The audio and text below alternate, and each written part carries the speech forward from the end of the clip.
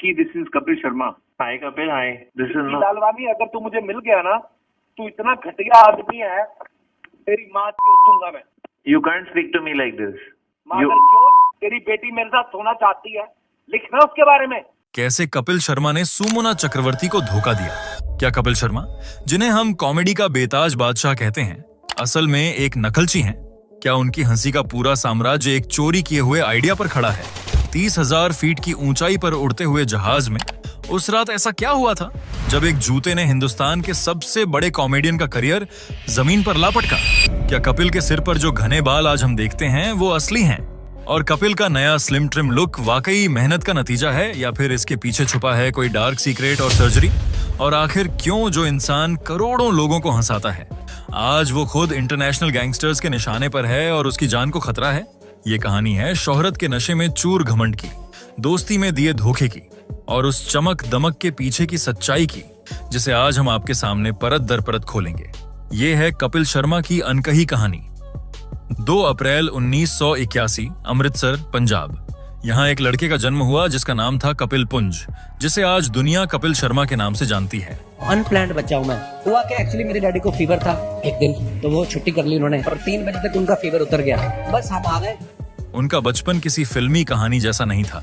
वो एक lower middle class परिवार से थे, जहां सपने देखने की इजाजत तो थी लेकिन उन्हें पूरा करने के साधन नहीं थे। उनके पिता जितेंद्र कुमार पुंज पंजाब पुलिस में एक हेड कांस्टेबल थे। घर में वर्दी का रौब तो था लेकिन जेब अक्सर खाली रहती थी। कपिल ने बहुत छोटी उम्र में ही जिंदगी की हकीकत को समझ लिया था। घर चलाने में मदद करने के लिए उन्होंने वो काम किए जो उनकी उम्र के बच्चे सोचते भी नहीं। कभी एक पीसीओ में 500 रुपए महीने की नौकरी की तो कभी एक कपड़े की मिल में 900 रुपए के लिए काम किया। लेकिन उस पुलिस की वर्दी के सख्त अनुशासन के नीचे एक कलाकार का दिल भी धड़कता था। कपिल के पिता, जो अपनी थैंकलेस नौकरी में फंसे हुए थे, असल में एक थिएटर आर्टिस्ट थे।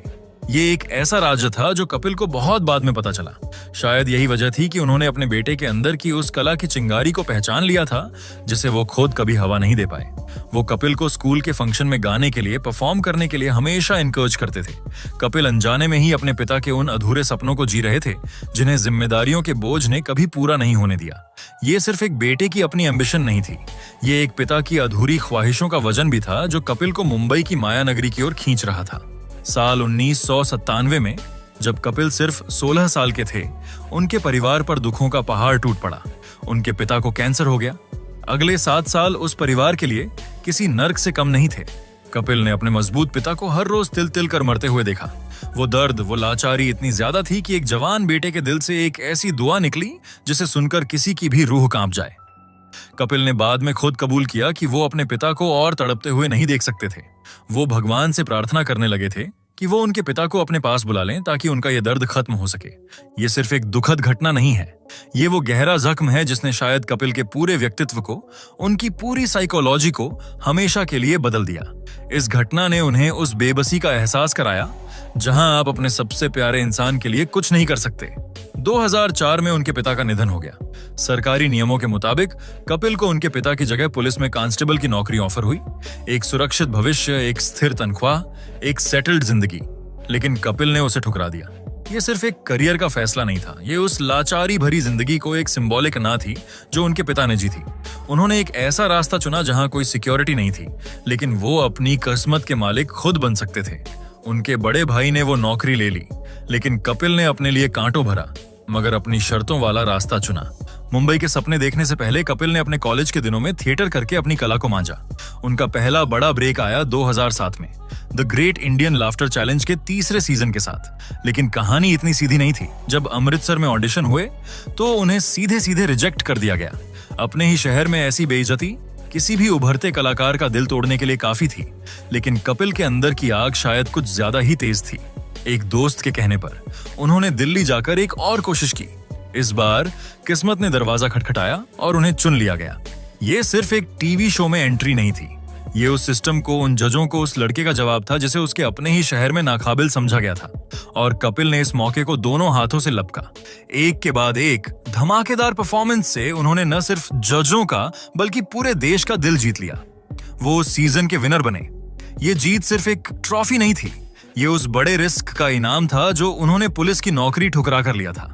The great Indian laughter challenge जीतने पर उन्हें 10 लाख रुपए का इनाम मिला। उस जमाने में ये एक बहुत बड़ी रकम थी, खासकर उस लड़के के लिए जिसने 500 से 900 रुपए महीने पर काम किया था। लेकिन कपिल ने उन पैसों से अपने लिए एक गाड़ी या घर नहीं खरीदा।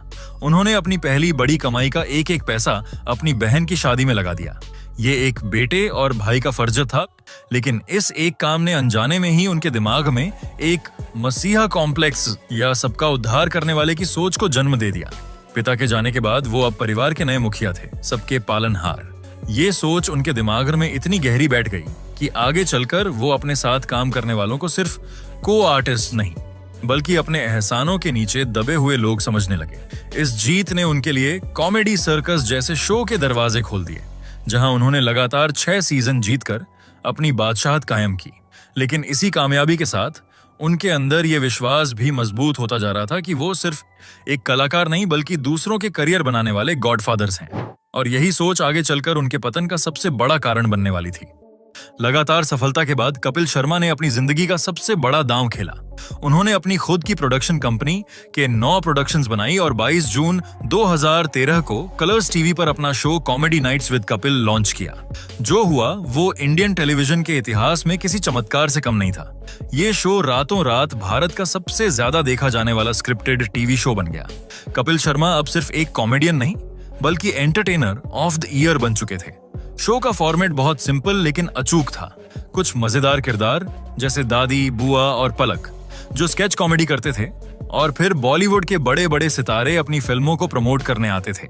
ये शो हर हफ्ते पूरे देश के लिए एक फैमिली रिचुअल बन गया। दादी की शगुन की पप्पी, बुआ का शादी न होना और पलक का अजीब ओगरीब डांस लोगों को हंसा हंसा कर लौटपोट कर देता था। कपिल ने भारतीय परिवारों के 2 सबसे बड़े शौक, फिल्में और कॉमेडी, को एक साथ मिलाकर मनोरंजन का एक ऐसा कॉकटेल तैयार किया था जिसका नशा पूरे देश पर छा गया था। इस शो की सफलता ने कपिल को उस आसमान पर पहुंचा दिया जहां से नीचे देखना भी मुश्किल था। लेकिन इस चमक दमक वाली कहानी का एक और पहलू था जो अक्सर सुर्खियों से दूर रहा। कपिल शर्मा को एक ऐसे क्रिएटिव जीनियस के तौर पर देखा जा रहा था जिसने भारतीय टीवी पर कॉमेडी का एक नया फॉर्मेट इजाद किया था।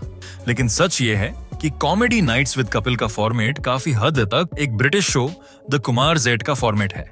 नंबर 42 से इंस्पायर्ड था। मार्स का कॉन्सेप्ट लगभग हूबहू यही था। एक ब्रिटिश इंडियन परिवार जो अपने घर में बने एक स्टूडियो से सेलिब्रिटी चैट शो होस्ट करता है।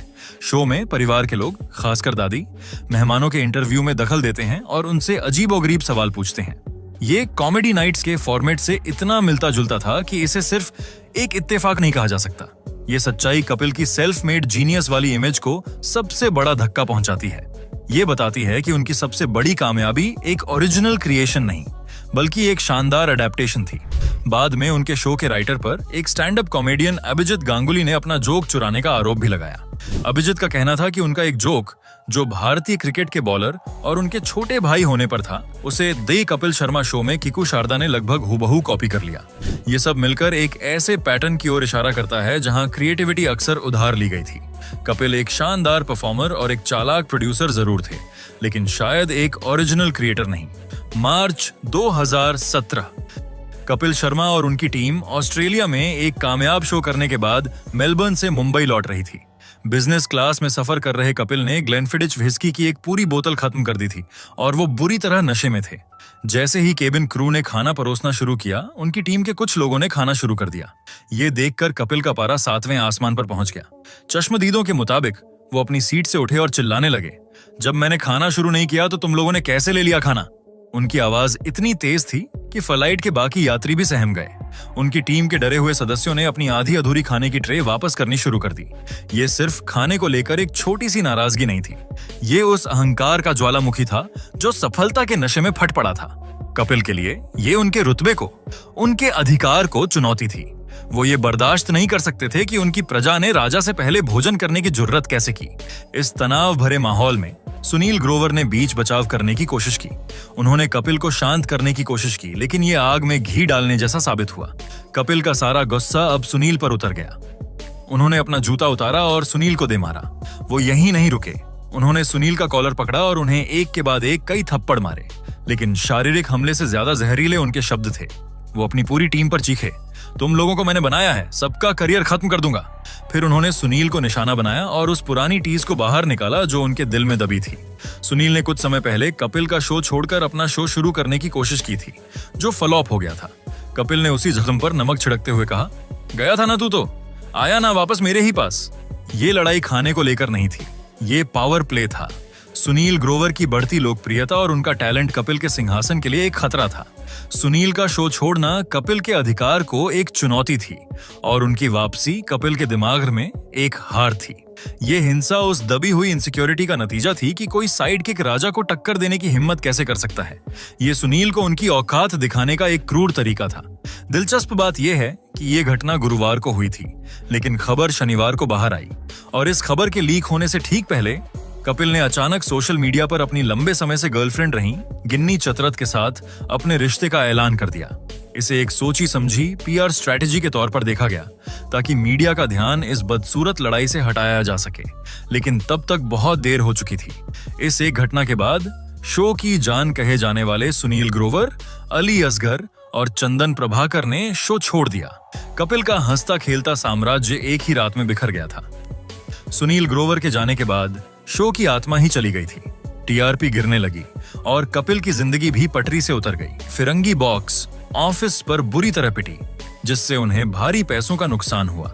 जो आदमी कल तक कामयाबी के शिखर पर था, वो अब गहरे डिप्रेशन, शराब की लत और यहाँ तक कि आत्महत्या के ख्यालों से जूझ रहा था। वो दिन में भी शराब पीने लगे थे और अक्सर शूट कैंसिल कर देते थे। एक बार तो उन्होंने शाहरुख खान और अजय देवगन जैसे बड़े सितारों को घंटों इंतजार कराने के बाद शूट रद्द कर दिया। ये कितनी बड़ी विडंबना थी कि जो इंसान ये दावा करता था कि उसने सबके करियर बनाए हैं, वो अब खुद अपना करियर तबाह करने पर तुला हुआ था। सफलता का नशा उतर चुका था और अब सामने थी एक कड़वी अकेली हकीकत। जब कोई इंसान अपनी गलतियों का सामना नहीं कर पाता तो वो दुनिया पर इल्जाम लगाने लगता है। कपिल ने भी यही किया। उन्होंने एक पत्रकार को फोन पर गालियों से भरी धमकी दी, जिसकी रिकॉर्डिंग लीक हो गई और एक बड़ा विवाद खड़ा हो गया। Vicky, this is Kapil Sharma. Hi Kapil, hi. This is no. Lalwani, अगर तू मुझे मिल गया ना, तू इतना घटिया आदमी है, तेरी माँ चोद दूंगा मैं। You can't speak to me like this. मगर क्यों? तेरी बेटी मेरे साथ सोना चाहती है, लिखना उसके बारे में। एक और मौके पर उन्होंने नशे में प्रधानमंत्री मोदी को टैग करते हुए बीएमसी में भ्रष्टाचार की शिकायत कर दी, जैसे कि पूरा सिस्टम उनके खिलाफ साजिश कर रहा हो। ये व्यवहार अपनी जिम्मेदारी से भागने का एक क्लासिक उदाहरण था। खुद के अंदर झांकने के बजाय उन्होंने अपने पतन का दोष नेगेटिव मीडिया कवरेज और सिस्टम पर मढ़ दिया। ये एक ऐसे इंसान की प्रतिक्रिया थी जिसका अहंकार इतना बड़ा हो चुका था कि वो असफलता को स्वीकार ही नहीं कर सकता था। कहा जाता है कि इस मुश्किल दौर में शाहरुख खान ने उनसे अपनी कार में अकेले में बात की और उन्हें कुछ सलाह दी, जिसने उन्हें ठीक होने की दिशा में पहला कदम उठाने में मदद की। हर अंधेरी रात के बाद सुबह होती है। कपिल की जिंदगी में वो सुबह उनकी पत्नी गिन्नी चतरथ बनकर आईं। कपिल और गिन्नी की मुलाकात जालंधर के कॉलेज में हुई थी, जहां कपिल थिएटर में उनके सीनियर और मेंटर थे। गिन्नी को उनसे बहुत पहले ही प्यार हो गया था, लेकिन उस समय कपिल ने उनके बीच की आर्थिक खाई को देखते हुए इस रिश्ते को ठुकरा दिया था। उन्होंने गिन्नी से कहा था कि जिस कार से वो आती हैं उसकी कीमत उनके पूरे परिवार की कुल संपत्ति से ज्यादा है। गिन्नी के पिता ने भी शुरुआत में उनके रिश्ते को नामंजूर कर दिया था। ये प्रेम कहानी क्लास, लगन और बदलते पावर डायनामिक्स की एक दिलचस्प कहानी है। जिस लड़के ने कभी खुद को गरीब समझकर एक अमीर लड़की के प्यार को ठुकरा दिया था, वो आगे चलकर अपनी ही कामयाबी के नशे में चूर हो गया। लेकिन गिन्नी का प्यार सच्चा था और उन्होंने हर मुश्किल में कपिल का साथ दिया। 2 दिसंबर 2018 को कपिल और गिन्नी ने शादी कर ली। ये शादी कपिल के सबसे बुरे दौर के बाद हुई। गिन्नी उस लंगर की तरह थी जिसने कपिल की डूबती नाव को संभाला। उनके बच्चों अनायरा और त्रिशान के जन्म ने उनकी जिंदगी को एक नया मकसद दिया। ये सब ठीक उसी समय हुआ जब वो सोनी पर द कपिल शर्मा शो के नए सीजन के साथ अपनी पेशेवर वापसी कर रहे थे।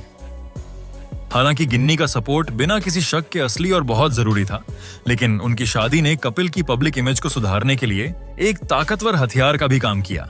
एक फैमिली मैन की कहानी ने उनकी एक अहंकारी, बदतमीज शराबी की इमेज को नरम करने में मदद की।